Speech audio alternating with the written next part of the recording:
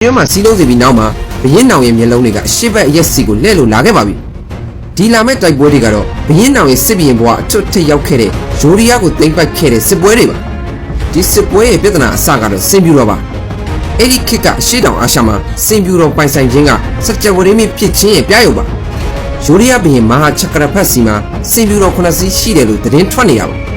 ါဒါကြောင့်ပဲဘရင်နောင်ကသူ့ရဲ့ဖုန်းတကိုကိုပြသတဲ့အနေနဲ့ဂျိုရီယာဘရင်စီကစင်ပြူတော်2စီးကိုတောင်းဆိုခဲ့ပါတယ်ဂျိုရီယာဘရင်ကညှင်းဆန်တဲ့အခါမှာတော့ဒါကိုရာဇသံပေးတယ်လို့ယူဆပြီးဘရင်နောင်က1563ခုနှစ်မှာစစ်တီအင်အား6000မြင်း2000ကျော်စင်300ကျော်ပါဝင်တဲ့အေယာမတမကြီးနဲ့အတူဂျိုရီယာကိုစစ်ချီလာပါတော့တယ်ဒါကိုတမိုင်းမှာတော့စင်ပြူတော်စစ်ပွဲဆိုပြီးလူသိများပါတယ်ဒီနေရာမှာဘရင်နောင်ရဲ့ပြူဟာကဂျိုရီယာတွေမျောလင့်မထားတဲ့မြောက်ဘက်လမ်းကြောင်းတွေကနေဝင်ရောက်ပြီးမြို့တွေကိုတစ်ခုပြီးတစ်ခုသိမ်းပိုက်တာပါဘရင်နောင်ရဲ့ပြူဟာမြောက်မှုနဲ့ပေါ်တူဂီအမြောက်တပ်တွေရဲ့ပြစ်ကူမှုကြောင့်1564ခုနှစ်ဖေဖော်ဝါရီလမှာအယုဒ္ဓယဘရင်လက်နက်ချခဲ့ရပါတယ်ဘရင်နောင်ကအယုဒ္ဓယဘရင်နဲ့တားတော်အကြီးရာမဆန်တို့ကိုတုံပန်းအဖြစ်ဟန်တာဝတီကိုခေါ်ဆောင်သွားခဲ့ပြီးတားတော်ငယ်မဟိန်ရာကိုတော့ဘရင်ကန်အဖြစ်ခန့်အပ်ခဲ့ပါတယ်ဒါပေမဲ့ဒါဒုတိယမြောက်စစ်ပွဲရဲ့အစပြိုးခြင်းလည်းဖြစ်ပါတယ်ပထမစစ်ပွဲပြီးလို့၄နှစ်လောက်အကြာမှာတော့အခြေအနေတွေကပြောင်းလဲလာခဲ့ပါတယ်ဟန်တာဝတီမှာရဟန်းဝတ်နေတဲ့အယုဒ္ဓယဘရင်ဟောင်းကဖျားဖူးမဲ့ဆိုပြီးအယုဒ္ဓယကိုပြန်ပြေးလာပါတယ်ပြီးတော့သူ့ရဲ့တားငယ်နဲ့ပေါင်းပြီးဘရင်နောင်ကိုစတင်ပုံကံပါတော့တယ်သူတို့ကလာအိုဘရင်စတာထီရက်နဲ့မဟာမိတ်ဖွဲ့ပြီးဘရင်နောင်ရဲ့တစ္ဆာကံဖြစ်နေတဲ့ဖစ်စနုလောက်မြို့ကိုဝိုင်းတိုက်ကြပါတယ်။ဒါကြောင့်ပဲ1568ခုနှစ်မှာတော့ဘရင်နောင်ကဒုတိယအကြိမ်ယိုရီးယားကိုစစ်ချီရပြန်มาတော့တယ်။ဒီတစ်ခေါက်တိုက်ပွဲကတော့အရင်တစ်ခေါက်နဲ့မတူပါဘူး။အယုဒ္ဓယမျိုးတွေကပုံပုံခံကြလာပြီးလာအိုဘရင်ကလည်းအယုဒ္ဓယဘက်ကနေကူညီတိုက်ခိုက်ပေးနေပါတယ်။ယိုရီးယားတွေကမျိုးတကားတွေအကုန်ပိတ်မျိုးရိုးပေါ်ကနေအမြောက်တွေနဲ့ပစ်ခတ်ပြီးခုခံကြပါတယ်။သူတို့ရဲ့မျောလင်းချက်ကတော့မိုးရသည်ပါ။မိုးကြလာရင်အယုဒ္ဓယမျိုးပက်လေကကွင်းမြင်နေရရေလွှမ်းမှုသွားပြီးရန်သူတပ်တွေတက်ဆွဲလို့မရတော့ပဲအလိုလိုစုတ်ခွာသွားရမယ်လို့သူတို့ကတွက်ဆခဲ့ကြတာပါ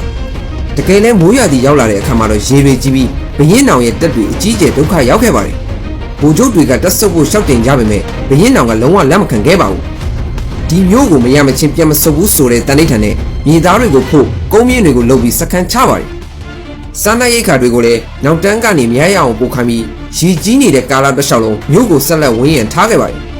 ဆယ်လာနီးပါးဝင်းရံထားပေမဲ့မြို့ကမကြတဲ့အတွက်နောက်ဆုံးမှာတော့ဘရင်နောင်ကလှုပ်ဝက်စစ်စင်ရေးတစ်ခုကိုလှုပ်ဆောင်ခဲ့ပါတယ်။သူကအယုဒ္ဓယဘရင်ဟောင်းနဲ့သူပါလာခဲ့တဲ့ယိုဒယာမျိုးသားဟောင်းကိုတစ္ဆာဖောက်ရောက်ဆောင်ခိုင်းပြီးယုဒယာမျိုးတွေကိုဝင်ရောက်စေးပါတယ်။မျိုးတွေကယိုဒယာတွေကတော့သူတို့လူဟောင်းကြီးပြန်လာတဲ့ဆိုပြီးဝမ်းသာအားရကြိုးဆိုကြယာဒူးတွေပြန်ပေးကြပါတယ်။တကယ်တမ်းမှာတော့အဲ့ဒီလူကဘရင်နောင်ရဲ့တချို့တယောက်ဖြစ်ပြီးသူဟာမျိုးဆောင်တပ်တွေကိုနေရာပြောင်းအားနည်းအောင်လုပ်ပြီး1569ခုနှစ်ဩဂတ်စ်လရဲ့ညတညမှာတော့မျိုးတကားကိုဖွင့်ပေးလိုက်ပါတော့တယ်။လာပေါင်းမြောက်စွာစောင့်ဆိုင်းနေတဲ့ဘရင်နောင်ရဲ့တပ်မကြီးမျိုးတွေကိုဝင်ရောက်စီးနေတဲ့အခါမှာတော့အရှိတောင်အာရှရဲ့အခမ်းအနားဆုံးမျိုးတော်ကြီးအယုဒ္ဓယဟာမီးဟုံးဟုံးတောက်ကြဆုံးသွားခဲ့ရပါတယ်။ဒီအောင်ပွဲကြောင့်ဘရင်နောင်ဟာဆယ်မျက်နှာကိုအောင်နိုင်သူအဖြစ်သမိုင်းတွင်ခဲ့ပြီးအဲ့ဒီအချိန်ကစလို့15နှစ်ကျော်ကြာတဲ့အထိယိုဒယာဟာမြန်မာလက်အောက်ခံဘရင်ကန်နိုင်ငံဖြစ်ခဲ့ရပါတယ်။ဒီစစ်ပွဲကနေရရှိလိုက်တဲ့စစ်တုံးဝဲတွေရွှေငွေရန်နာတွေလက်မှုပညာရှင်တွေဟာဒုတိယတောင်ကိုအင်ပါယာရဲ့ယဉ်ကျေးမှုနဲ့အမှုပညာကိုပုံမတိုးတက်စေခဲ့ပါတယ်။ဘရင်နောင်ကစစ်မြေပြင်မှာရှုံးပွဲမရှိတဲ့လောက်ဖြစ်ခဲ့ပေမဲ့သူ့ကိုအကြီးကျယ်ဒုက္ခပေးခဲ့တဲ့ပြိုင်ဘက်တူတော့ရှိပါတယ်